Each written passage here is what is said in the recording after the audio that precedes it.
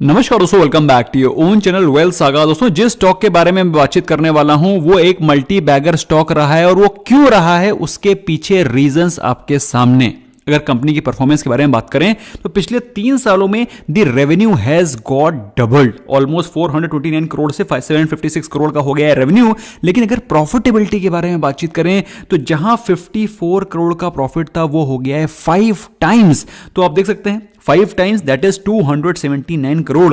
तो अगर 1, 2, 3 साल में अगर कंपनी की प्रॉफिटेबिलिटी 5 टाइम्स बढ़ेगी तो वो स्टॉक मल्टी बैगर क्यों नहीं होगा। दूसरी चीज, एक प्रॉफिट बढ़ाना अपनी जगह पर है। अगर कंपनी की प्रॉफिट में मार्जिन्स भी बड़े सॉलिड होते हैं तो वो एक और भी फेदर ऑन द कैप है। अगर कंपनी की परफॉर्मेंस के बारे में बात करें, जबरदस्त मार्जिन्स पे कंपनी काम करती है, और मार्जिन्स क्यों इतने जबरदस्त हैं उसके बारे में हम लोग आगे बातचीत करेंगे। फिलहाल अगर आप देखें तो 30% के प्रॉफिट के मार्जिन पे कंपनी काम करती है। एक भी पैसे का डेट नहीं, टोटली डेट फ्री कंपनी है। ऐसी कंपनी लॉन्ग टर्म में निवेश के लिए एब्सोल्युटली सूटेबल है। अगर हम लोग बात करें प्रमोटर होल्डिंग की तो 50% के आसपास की प्रमोटर होल्डिंग है। कोई भी प्रमोटर की होल्डिंग प्लेज नहीं है। Absolutely neat and clean holding, absolutely neat and clean share. अब बात करते हैं कितनी स्ट्रांग होल्डिंग है इस शेयर की, तो आपको जानकर के हैरानी होगी और खुशी भी होगी कि approximately 82% of share holding is with strong hands. 50% almost promoters के पास है। एफआईआईज की 1/4 से ज्यादा, 1/4 से भी ज्यादा की होल्डिंग एफआईआईज के पास में है, और पब्लिक के पास 18%, डीआईएस के पास 5% के आसपास। कुल मिलाकर के 82% की स्ट्रांग होल्डिंग है एफआईआईज, डीआईएस और प्रमोटर्स की। लेकिन उसके बावजूद भी अभी Q4 के रिजल्ट्स आने के बाद स्टॉक में जबरदस्त डिप आया, और क्यों आया उसके बारे में भी बातचीत करेंगे। क्या यह स्टॉक लेने के लिए वर्दी है या नहीं है उसको भी देखेंगे।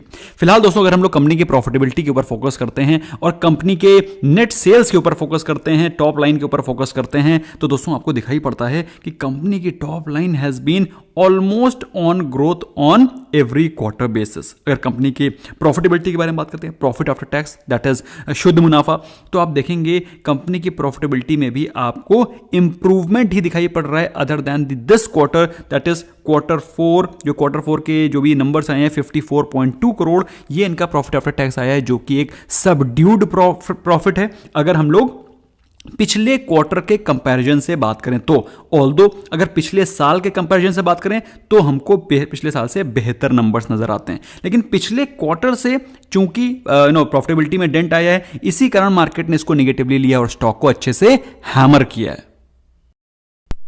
दोस्तों, मैं बातचीत कर रहा हूं इंडिया मार्ट के स्टॉक के बारे में। अब इंडिया मार्ट आपको मालूम होना चाहिए इंडिया का एक दिग्गज सप्लायर है, जहां पर आप प्रोडक्ट को बेच भी सकते हैं और बाय भी कर सकते हैं। बहुत ही जबरदस्त कैटेगरी है, चाहे वो ड्रग एंड फार्मा हो, चाहे वो हॉस्पिटल एंड डायग्नोस्टिक हो, food agriculture, industrial machinery, industrial supplies, electronics and electricals. इसके अलावा भी बहुत वाइड वैरायटी ऑफ कैटेगरीज हैं। जिम के इक्विपमेंट्स हैं, आप समझ लीजिए सुई से लेकर के तलवार तक सब कुछ, जहाज तक। वो उसके भी जहाज तो नहीं मिलेगा, लेकिन ये जहाज के पार्ट्स डेफिनेटली इसको आपको यहां पर मिल जाएंगे। इसके अलावा कोविड के समय पर जहां पर आपको किल्लत महसूस हो रही है, जहां पर ऑक्सीजन की सप्लाईज की, ऑक्सीजन के पार्ट्स की, वो सारी की सारी सप्लाईज ये प्रोवाइड कर रहा है। ओवरऑल देखा जाए बहुत ही जबरदस्त प्लेटफॉर्म है, जहां पर एक इंटरनेट बेस्ड मॉडल है, एसेट लाइट मॉडल है, जहां पर कंपनी की इन्वेंट्री ऑलमोस्ट निल है लेकिन सेल्स फुल हैं। अब इस स्टेटमेंट का मतलब क्या है? इस स्टेटमेंट का मतलब यह है कि India mart is largest online B2B market place. इसका मतलब क्या है कि भाई वो बायर और सेलर, दो बिजनेसेस को कनेक्ट करते हैं अपने प्लेटफॉर्म के माध्यम से, अपने इंटरनेट बेस मॉडल से कनेक्ट करते हैं बायर और सेलर को। बेसिकली अपनी इन्वेंट्री को होल्ड नहीं करते, अपनी इन्वेंट्री को बढ़ाते नहीं है। बायर अपना डिमांड प्लेस करता है through India mart, and seller के पास जाता है डिमांड, और सेलर सप्लाई करता है through India mart. Basically India mart अपना बीच में जो इनके कमीशंस होते हैं, जो अपना एड रेवेन्यू होता है, ये सारा का सारा यही इनका इंटरनेट बेस्ड मॉडल है, यही इनका एसेट लाइट मॉडल है, जिसकी वजह से इनकी प्रॉफिटेबिलिटी और जबरदस्त मार्जिन आपको दिखाई पड़ते हैं।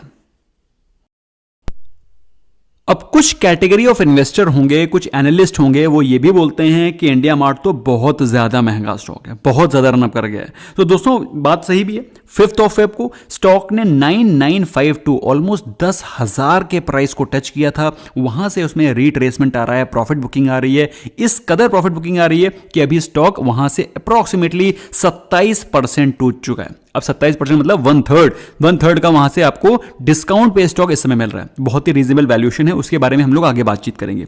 लेकिन हम लोग अगर ये सोचें कि क्या ये स्टॉक हमको सही वैल्यूएशन में मिल रहा है, तो रिसेंटली अभी कंपनी ने क्वालिफाइड इंस्टीट्यूशनल प्लेसमेंट क्यूआईपी को लॉन्च किया था और क्यूआईपी का जो प्राइस रखा था वो रखा था 8615 पर शेयर। और उसमें पार्टिसिपेट किसने किया था मालूम है? उसमें बड़े बड़े दिग्गज डीआईआईज और एफआईआईज ने उसमें इन्वेस्टमेंट किया था। एक्सिस म्यूचुअल फंड और Asia consumer fund, platinum Asia fund, इसके अलावा दोस्तों बहुत दिग्गज एफआईआईज और डीआईआईज ने इस क्यूआईपी में पार्टिसिपेट किया था। और किस प्राइस पे किया था? 8615। इनका मतलब क्या है कि इन सभी इंस्टीट्यूशनल इन्वेस्टर्स ने इस कंपनी को इस प्राइस पे आंका है। उनके हिसाब से ये जो प्राइस है इस कंपनी का एक फेयर वैल्यू प्राइस है। अब उनको इसमें फेयर वैल्यू दिख रही हो ना दिख रही हो, लेकिन ग्रोथ डेफिनेटली दिख रही है। अब इस कंपनी के ग्रोथ के बारे में बातचीत करें तो जैसा कि मैंने आपको बताया कि एसेट लाइट बिजनेस मॉडल है। सिर्फ आपको इंटरनेट बेस्ड एक प्लेटफॉर्म प्रोवाइड करना है जिसके थ्रू बाइंग और सेलिंग हो रही है। इसके अलावा अगर बात करें कंपनी के ट्रैफिक की तो जबरदस्त, आप कुछ भी सर्च करिए इंडिया मार्ट का लिंक डेफिनेटली आएगा, क्योंकि उनके पास बहुत हैवी इन्वेंट्री है जिसको कि वो मैनेज कर रहे हैं। और इन्वेंट्री अपने पास होल्ड नहीं कर रहे हैं, सिर्फ मैनेज कर रहे हैं, जिसके चलते उनके पास ऑर्गेनिक ट्रैफिक आता है। इसके अलावा नॉन लीनियरिटी ऑफ बिजनेस है, काफी अच्छे प्रोडक्ट पोर्टफोलियो है, जिसके कारण कंपनी की ग्रोथ तय है। अब जिस स्टॉक को डोमेस्टिक इंस्टीट्यूशनल इन्वेस्टर्स ने, एफआईआईज ने, बड़े बड़े दिग्गज इन्वेस्टर्स ने जिस स्टॉक के क्यूआईपी को 8000 के ऊपर खरीदा हुआ है ना, वो स्टॉक अगर आपको 7500 के नीचे मिल रहा है तो बताइए इसको महंगा वैल्यूएशन कहेंगे? चलो ठीक है, अब मैं मानता हूं कि महंगा है, लेकिन अगर हम लोग इसके पीयर से कंपेयर करते हैं, इंडस्ट्री का प्राइस टू अर्निंग रेशियो है 78.53, आपको मिल रहा है 79 की पी पे। तो क्या आपको लगता है ये ज्यादा महंगा वैल्यूएशन है? स्टैंड अलोन की बातचीत करें तो 79 के पी पे मिल रहा है। सारे कंसोलिडेटेड बिजनेस पे देख लें तो 81 के पी पे मिल रहा है। ओवरऑल बिल्कुल भी ज्यादा ओवर वैल्यूएशन पे नहीं है। स्टॉक में जितनी भी ओवर वैल्यूएशन थी, जितना भी फ्रॉथ था, वो सारा का सारा छट गया है और स्टॉक अपने एक रीजनेबल वैल्यूएशन पे आ गया है। चार्ट पे देखेंगे तब समझेंगे। दोस्तों ये स्टॉक अपने हाई से तो ऑलमोस्ट 27% के आसपास गिर चुका है, लेकिन अगर हम लोग बात करें पिछले एक महीने में तो अपने Q4 के रिजल्ट्स के बाद स्टॉक करीब 7% के आसपास क्रैक कर चुका है, जबकि सेक्टर भी 3% गिरा है, सेंसेक्स रहा है फ्लैट। तो अभी भी स्टॉक में अच्छी खासी हैमरिंग पोस्ट Q4 रिजल्ट्स हो चुकी है। तो क्या ये स्टॉक खराब है? क्या पोस्ट Q4 रिजल्ट्स ये स्टॉक हमें सेल आउट कर देना चाहिए? दोस्तों ये मौके होते हैं जब आपको अच्छी क्वालिटी ऑफ स्टॉक्स को डिप्स पे बाय करना है। भाई इस प्रकार के अगर डिप्स नहीं आएंगी, इस प्रकार के Q4 रिजल्ट्स नहीं आएंगे तो क्या कभी ये स्टॉक गिरेगा? बल्कि ये स्टॉक 12,000 15,000 पे मिलता। सो मेरे हिसाब से ये you should take this as a blessing in disguise. इसको एक मौके की तरह ढूंढें, क्योंकि ये स्टॉक जो कि ऑलमोस्ट 9800 9900 के प्राइस से मिल रहा था, वो स्टॉक इस समय आपको 7500 के प्राइस पे मिल रहा है। मेरे हिसाब से you should take this as an opportunity and buy this stock on dips. अब आपका क्वेश्चन होगा कि सर डिप्स का मतलब क्या, किस प्राइस रेंज पे बाय करें? तो चार्ट देखते हैं, चार्ट पे हमको क्या दिखाई पड़ रहा है। फिलहाल दोस्तों स्टॉक के परफॉर्मेंस के बारे में बात करें तो पिछले एक साल में स्टॉक ने दिए हैं 216% रिटर्न। मतलब 1 लाख को बनाया है 3,16,000 रुपए with in a short span of time of just 1 year, जबकि सेक्टर ने दिए हैं 84% रिटर्न्स। तो 84 कहां 216। तो ये स्टॉक एक पोर्टफोलियो स्टॉक है जिसको कि आप एग्रेसिव पोर्टफोलियो स्टॉक कह सकते हैं। सो दोस्तों ये है वीकली चार्ट। इसमें आपको दिखाई पड़ रहा है कि स्टॉक लिस्ट हुआ था इन दी मंथ ऑफ जुलाई 2019। उसके बाद तो आपको मालूम है कोविड के चलते, कोविड में भी जबरदस्त फॉल आई, लेकिन उसके बावजूद भी इस स्टॉक में आपको ज्यादा गिरावट नहीं दिखाई पड़ी, बल्कि जैसे ही रिकवरी हुई स्टॉक में एक अच्छा खासा जंप आया और स्टॉक ने अपने all time high almost close to 10,000 लगाए। पिछले 2 महीने से स्टॉक में गिरावट आ रही है और इस कदर गिरावट आ रही है कि ऑलरेडी स्टॉक अपने एक सपोर्ट बाइंग जोन है इसका, वहां पर आ गया है, दैट इज क्लोज टू 7500। मेरे हिसाब से दोस्तों यहां पर एक फ्रेश बाइंग अपॉर्चुनिटी दिखाई पड़ रही है। लेकिन इसके साथ एक और क्वेश्चन एसोसिएट होना चाहिए कि क्या सर यहां से क्या गारंटी है कि स्टॉक ये बाउंस बैक कर जाएगा? तो दोस्तों कोई गारंटी नहीं है, कोई गारंटी नहीं है कि ये स्टॉक यहां से नीचे नहीं गिरेगा। There is no guarantee that stock will not fall from here, क्योंकि स्टॉक देखा जाए तो 80 की पी पे है, जो कि एक महंगा वैल्यूएशन है। तो दोस्तों हम कौन सा इस स्टॉक को पूरा का पूरा पैसा एक बार में लगा रहे हैं? अगर स्टॉक में हमको बाइंग करनी है तो पहला लॉट हम लोग, पहला क्वांटिटी या फिर पहली छोटी सी क्वांटिटी हम लोग 7500 के आसपास पिकअप कर सकते हैं, जिस प्राइस से वो अभी खड़ा है। फिलहाल स्टॉक अपने 100 डे एक्सपोनेंशियल मूविंग एवरेज के सपोर्ट पे खड़ा है। लेना है ले सकते हैं, वरना वॉच लिस्ट पे डाल सकते हैं। लेने से पहले अपने फाइनेंशियल एडवाइजर की एडवाइस डेफिनेटली लें, क्योंकि दोस्तों मेरा काम है आपके साथ अच्छी चीजें डिस्कस करना, अच्छी बुरी चीजों को आपके सामने रखना, डिसीजन आपको लेना है।